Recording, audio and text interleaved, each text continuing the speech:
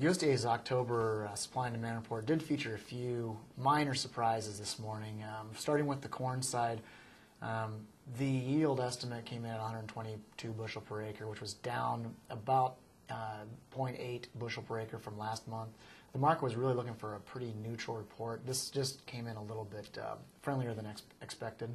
Perhaps the bigger surprise was really in the stocks numbers in the world level.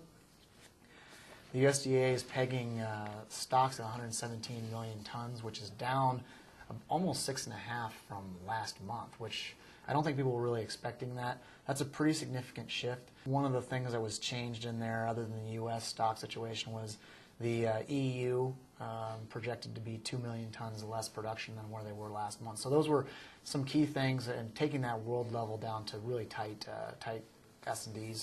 In the U.S., there were not major changes on the corn side. We did see a 100 million bushel reduction in export sales, which was needed to happen. Otherwise, the demand side didn't get changed a great deal. What is interesting, though, is when you look at the supply and demand outlook for the 2012-2013 corn market, the demand base is an incredible 1.4 billion bushels less than last year's already rationed demand base. So that's a pretty significant change. I feel the USDA cannot lower that demand base much going forward. So, they're factoring a deep cut in demand. We just have to now see if that's something that the market can accomplish. We're well on our way. We've seen, significant changes in feed, export, and in ethanol. It's just a matter of maintaining prices over the next 11 months to make sure that that job gets accomplished. Soybean supply and demand report really featured mostly neutral data. The yield came in at 37.8 bushel per acre versus an average trade guess of 37.0. In my opinion, the market was set up for a bearish surprise. That number is a lot lower than what most people were kind of trading heading into this report. We've had nearly a $3 a bushel break in futures prices over the last few months.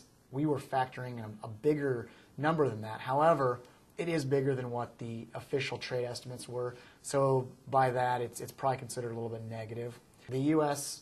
carryout projections for soybeans came in at 130 million bushels, which is down slightly from trade estimates of 134 million bushels. In other words, pretty much neutral there.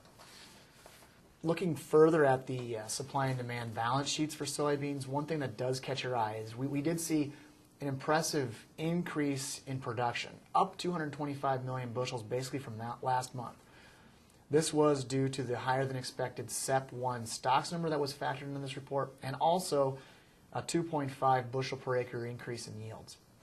What's interesting is that with that 225 million bushel increase in supply, we actually also had an offsetting amount of 210 million bushel increase in demand. They changed export sales up to 1.265 billion, up from basically 1 billion last month. So that's an impressive jump in demand.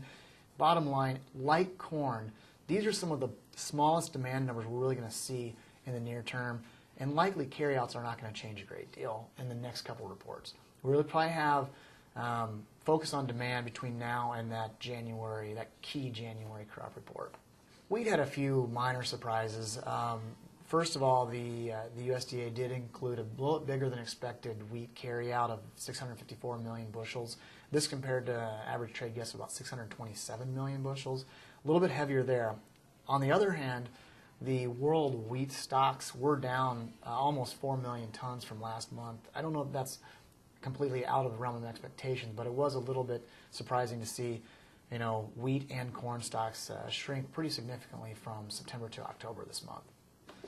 In my opinion, the fallout from this report is really one that probably sets seasonal lows in place for some time. While the numbers were neutral in soybeans, friendly to corn, I really do believe that we're kind of wrapping up the production side or the supply side of the balance sheet, and we're really going to start to take a look at the demand side. In corn, we've got probably the lowest number we can possibly plug into for demand, and now it's up to the market to make sure that that happens. In soybeans, we've seen very strong export sales. We've seen no slowdown in crush. Now it's up to the market to really kind of make sure we're putting the brakes on that. And right now, it's not showing any signs of that. So I do feel that as we wrap up the production side, the demand market's going to take hold and really make sure that those seasonal lows are in place for some time now.